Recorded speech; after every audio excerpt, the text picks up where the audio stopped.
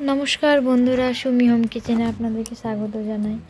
আজকে আমি আপনাদেরকে চিকেন পকোড়া রেসিপি করে দেখাবো ঘরোয়া পদ্ধতিতে। তো আমি আগের দিন চিকেন নিয়ে এসেছিলাম, তো সেটাতে অনেকটাই বোনলেস চিকেন ছিল। সেটা আমি রান্না না করে পরে মনে হলো রান্না না করে এটা রেখে দিই, তো তাই মশলা মাখানোই ছিল, ওটাকে তুলে রেখে আমি আজকে চিকেন বানাবো। তো প্রথমে চিকেনটাকে আমি কেটে নিয়েছি টুকরো টুকরো করে। তারপর এর মধ্যে একটা ডিম ভেঙে দিয়েছি। তারপর দিচ্ছি আমি কিছুটা ধনেপাতা কুচি, আর দিয়ে দিচ্ছি পরিমাণ মতো কর্নফ্লাওয়ারটা আমার পরে মনে হলো একটু কম হবে, তাই আমি আর একটু পরিমাণ দিয়ে নিলাম। আর তারপর দিয়ে নিচ্ছি আমি এখানে বেসনটাও দিয়ে দিচ্ছি একটু পরিমাণ মতো, একটু বেশি করে বেসন দিয়ে নেওয়ার পর তারপর দিয়ে নেব আমি একটু গোলমরিচ গুঁড়ো, তারপর শুকনো লঙ্কা গুঁড়ো, খুব ঝাল করব না, অল্পই দিলাম। তারপর দেব লবণ স্বাদ মতো, তারপর দিলাম একটু খাবার সোডা, আর দিয়ে দিলাম আদা রসুন বাটা।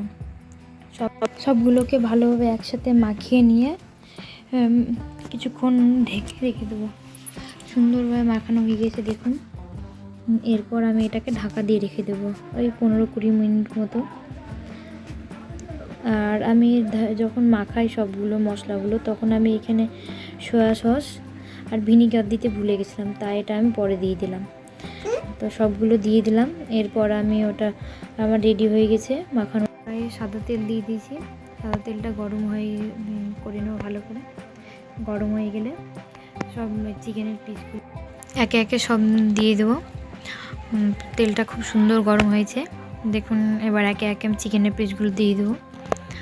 আর সব সময় একই মানে খাবার দেখতে ভালো হলেই খেতে সুন্দর হয় তা না, কোনো খাবার এমনও হয় কখন দেখতে খারাপ হলেও খেতে খুব সুন্দর হয়।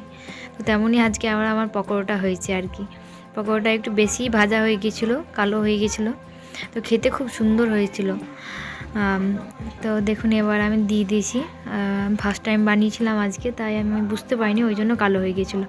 আপনারা একটু করে নেবেন, অল্প মানে আগে থাকতেই তুলে নেবেন। আমি বুঝতে পারিনি, কালারটা আমার কালো হয়ে গেছিলো, সেজন্য। সবগুলো উল্টে দিলাম আমি। এবার এক পিঠ হয়ে গেছে, পরের পিঠগুলোকে উল্টে উল্টে ভালো করে ভেজে নেব ঘুরিয়ে ঘুরিয়ে। দেখুন সবগুলো ঘুরিয়ে নিয়েছি, আবার আর কিছুক্ষণ ভেজে নেব। এবার এগুলো দেখুন ছোট ছোট পিস আছে দোকানে, যেগুলো আমাদের বড় বড় পিস হয়। তো এটাতেই দোকানে কি করে আবার ডিম আর অ্যারারুট বা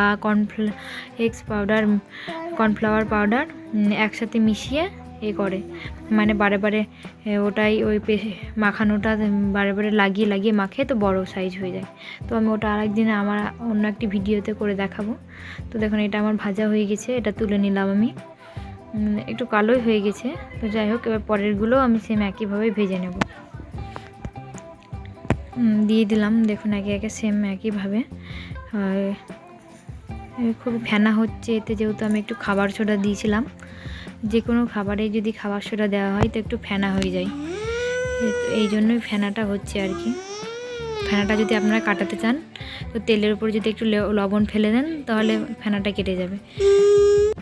আর একটা অনুরোধ রইল, আমার যদি রান্নাগুলো ভালো লেগে থাকে, তাহলে আপনার পরিচিত লোকদের কাছে অবশ্যই একটা শেয়ার করে সাবস্ক্রাইব করে দিতে বলবেন, আর লাইক করে দিতে বলবেন। আর আমার দেখুন এখানে চিকেন পকোড়া রেডি, তো সার্ভ করে নিয়েছি। দেখুন খুব সুন্দর লাগছে দেখতে। আর ভালো লাগলে অবশ্যই একটা লাইক করবেন।